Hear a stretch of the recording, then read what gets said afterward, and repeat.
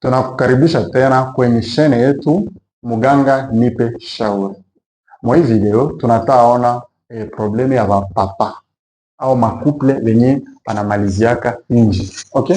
Muko nafanya na sheri wako, kunafanya na bwanako, kisha mnapenda mkwe na malizia inji juu musibebeshe au asikubebeshe mimba, asenjo metode yenye mulishachagua ya kumalizia nje juu asikubebeshe mimba juu.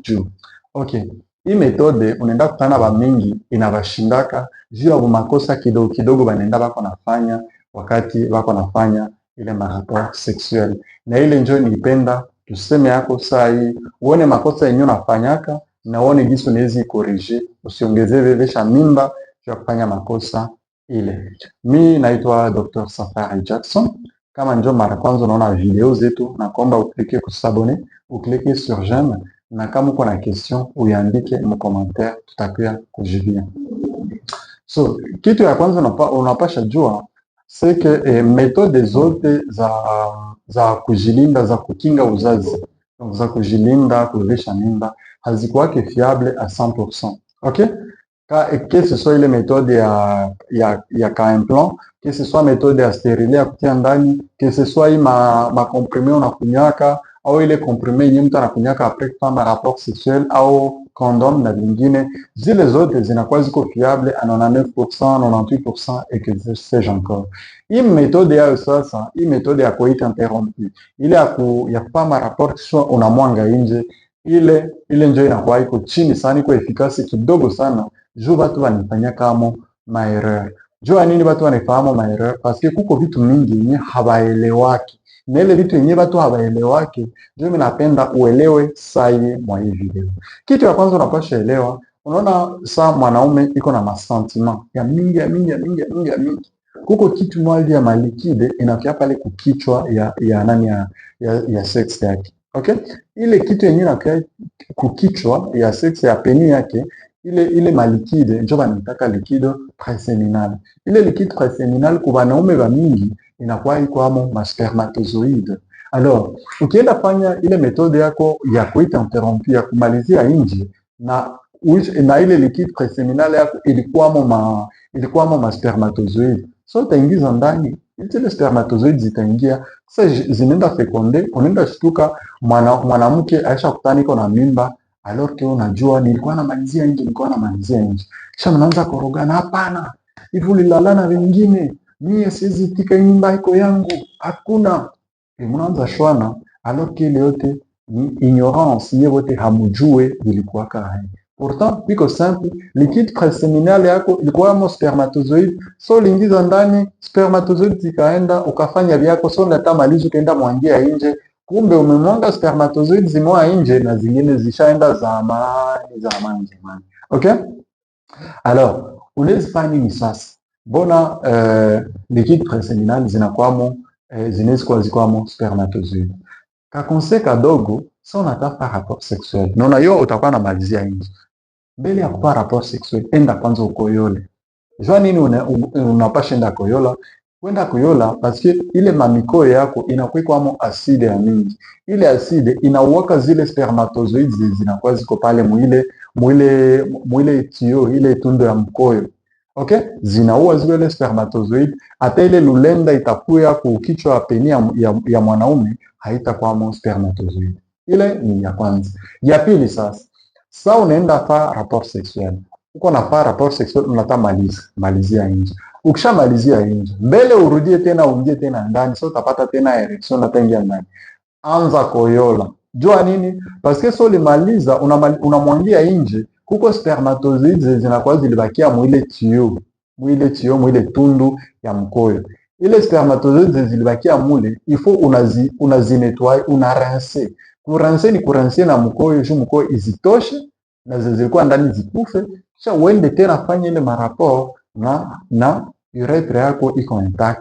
So utamaliza tena umalizie nje, so utamwanga nje tena ukoyola. Donc kama utafa turu 20, utakoyola turu 20. Okay, parce que kwa watu mingi wanakuwa na ignorance, ase zile sperme za kwanza njo zinakuwa spermatozoid, njo zinezilevesha mimba, ase zingine za pili au za tatu azizilevesha mimba. Cho vile washakwambia. endelea utabebesha mimba ya mapasa na japo lifaa kuturu ya 5 tutaitikaka nenda bebesha mimba, naona akili ya kulea mtoto, unabebesha mimba hauna franga, kisha mtoto wako anaanza shinde kwa logota masashimu barabara. Unasikia? Jua nini? Jua kwenda tembeza ma rapport sexuel bila calcul. Alors kitu ingine unapasha jua c'est que hii vitu ya kumwanga inji inaomba kontrole ya nguvu sana. Unajua kwa wanaume sa anamaliza sana te ejaculer anakupoteza kontrole na kwasa mwanapoteza akili. Na kwa benye banafikaka na kwasa mwanakamatiwa na kifo anakosa mwanakamatiwa na kifo. Unasikia? Donc kama uko mwanaume mwenye unakamatiwa na ile ma reaction za vile unakamatiwa na ile reaction za vile unakuwa sema unataka nje kifafa, jua kama hii methode hauziwezi. Donc achana na vile. Wewe tumikisha condom, tumikisha ingine methode. Mo usiende jitia kwa vitu yenyewe utaweza. Unasikia? Kitu ya pili yenye unapasha jua sike kutumikisha hii methode haita kuproteger na sida. Okay? Parce que bamingi wanaogopa mimba, hawataogopa sida. Pourtant, méthode yetu unazotumikisha kama ukutia ndani condom haitakuprotege na sida. Est-ce que ça unaenda pa ile maraporo yako? Est-ce que unaanza uliza, unaanza pima ule msika uone kama hana sida? Est-ce que wewe msika unaanza pima ule mwanaume ujue kama hana sida? La plupart des femmes kwenda ni love wangu, unaenda mwile ya maemosio ya love, kesho unaenda kutana kwa sida, unaanza tembea sana mtu mwenye ashavuta tumbako. Okay? Jua nini? Jua kuingia mu maemosio bila kuwaza. Okay? Kitu ingine yenye unapasha jua c'est que ovulation ya mwanamke inaweza kuwa imprévisible.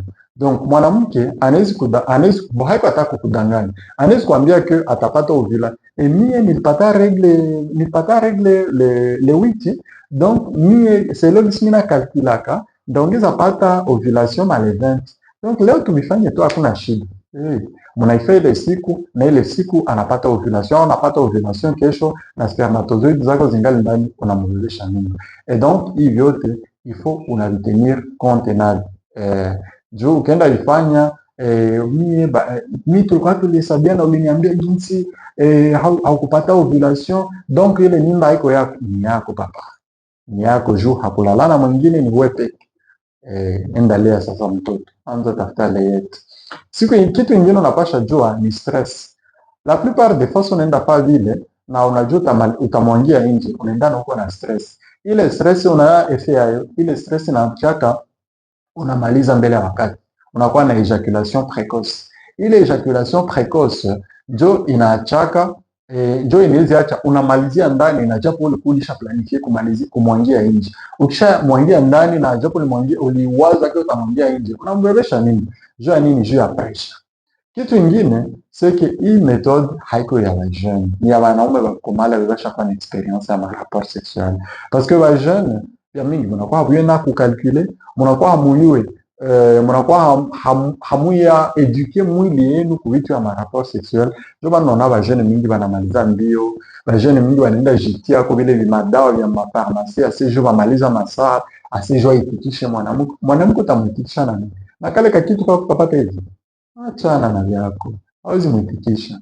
Donc fanya vyenye unaweza uende wachane na ile mablagi yako. Juu hawezi mwitikisha. Okay?